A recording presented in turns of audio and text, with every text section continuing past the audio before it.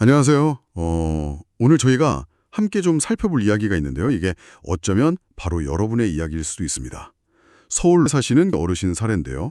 연금을 한 90만 원 정도 받으시는데 글쎄 건강보험료 고지서에 19만 원이 찍혀 나왔다는 거예요. 아, 19만 원이요? 네, 이게 그냥 어르신 한 분의 얘기가 아닌 게요. 곧 이 건강보험료 관련해서 중요한 변화가 또 예정되어 있거든요. 네, 맞습니다. 오는 7월부터인데요. 이 건강보험료 부과 기준이 좀 바뀝니다. 그래서 많은 분들께 영향이 갈 수 있어요. 특히 60세 이상이신 분들, 그리고 혹시 건강검진 꾸준히 안 받으셨던 분들, 또 자녀분 직장보험에 같이 있다가 따로 이렇게 나오신 분들 있잖아요. 아, 세대 분리요? 네네, 세대 분리돼서 지역가입자로 되신 분들, 이런 분들은 좀 변화를 크게 느끼실 수 있습니다. 지역가입자는 보통 이제 자영업하시거나 은퇴하신 분들이 해당되죠. 그렇군요. 그럼 오늘 자료들 보면서 왜 건보료가 오르는 건지, 또 누가 좀 더 영향을 받게 되는지, 그리고 제일 중요한 거요. 이 부담을 그럼 어떻게 줄일 수 있나, 뭘 할 수 있나, 이건 좀 파헤쳐 보겠습니다. 좀 실질적인 해법을 찾아보려고 합니다. 근데 예전에는 주로 소득만 봤던 것 같은데 이제 뭐가 달라진 건가요? 네, 그게 핵심인데요. 소득 외에 다른 요인들이 점점 중요해지고 있다는 겁니다. 예전에는 뭐 소득이 거의 전부였는데 이제는 갖고 계신 재산, 그러니까 뭐 집이나 자동차 같은 거요. 심지어 건강검진 받았는지 안 받았는지 이것까지도 보험료 매길 때 영향을 줘요. 아, 정말요? 그럼 그냥 살고 있는 집 한 채, 좀 오래된 차 한 대 있어도 보험료가 확 뛸 수 있다는 거네요. 네, 그렇습니다. 예상보다 훨씬 많이 나올 수 있어요. 아, 그래서 우리 애가 직장 다니니까 뭐 알아서 내주겠지 이렇게 생각했는데 만약에 자녀랑 세대가 분리되면요? 그러니까 뭐 자녀가 사업자 등록을 한다거나 해서 따로 살게 되면 그럼 그냥 내 소득이랑 재산만 가지고 자녀랑은 완전 상관없이 보험료가 왕창 나올 수도 있다는 말씀이시네요? 정확합니다. 자녀 소득과는 이제 관계가 없어지는 거죠. 또 하나 많이들 기대하시는 게, 나이 들면 좀 자동으로 깎아주지 않을까 하는 건데요. 안타깝지만 연령에 따른 자동 감면 이런 제도는 현재 없습니다. 오히려 퇴직하고 나서 직장 다닐 때보다 보험료가 뭐 두세 배 뛰는 경우 정말 흔해요. 두세 배요? 네, 그때 이제 지역가입자로 바뀌면서 갖고 계신 재산이나 아니면 작은 연금 소득 같은 게 그대로 보험료에 반영이 돼버리니까요. 야, 이거 이렇게 보험료 부담이 커지면 당장 어르신들이 약값부터 줄이게 되고 그러다 건강도 나빠지면 결국 병원비가 더 크게 드는 그런 악순환이 생길 수 있다고 걱정하시더라고요. 네, 그게 참 현실적인 문제죠. 특히 국민연금 한 80만 원, 90만 원 이렇게 받으시면서 약간의 뭐 다른 소득이 조금 있으신 분들, 이런 65세 이상 지역가입자분들이 좀 어려움을 겪으실 수 있어요. 소득이 아주 많지 않아도 재산 같은 게 반영되면서 생각보다 보험료가 높게 나올 수 있거든요. 건강검진 안 받은 경우도 불리하다고 하셨죠? 네. 그것도 중요해요. 이게 그냥 건강 체크하는 거 이상으로 보험료 할인 혜택이랑 바로 연결이 되거든요. 그래서 이제 비용 문제하고도 직결되는 거죠. 꼭 받으셔야 합니다. 아, 듣고 보니 정말 답답하실 분들 많겠어요.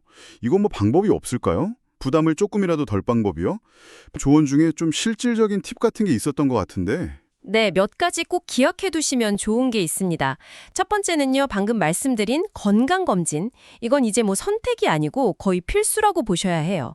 건강도 지키고 보험료 부담도 줄이는 가장 기본적인 방법이니까 공단에서 안내문 오면 그냥 넘기지 마시고 꼭 챙기셔야 합니다. 네, 꼭 챙겨야겠네요. 그리고 고지서를 받았는데 금액이 너무 많이 나왔다. 이럴 때는요. 그걸 그냥 바로 내시기 전에요. 국민건강보험공단 전화번호 1577-1000번이거든요. 여기 전화하셔서 보험료 조정 신청이 가능한지 한번 물어보세요. 예를 들어서 퇴직하셨거나 폐업하셔서 소득이 줄었다. 그러면 관련 서류 내시고 보험료를 좀 조정받을 수 있어요. 아, 소득 변화를 적극적으로 알려야 하는군요. 네, 그렇죠. 전화 한 통이 생각보다 클 수 있습니다. 그럼 아까 말씀하신 세대 분리된 경우는 좀 어때요? 방법이 없을까요?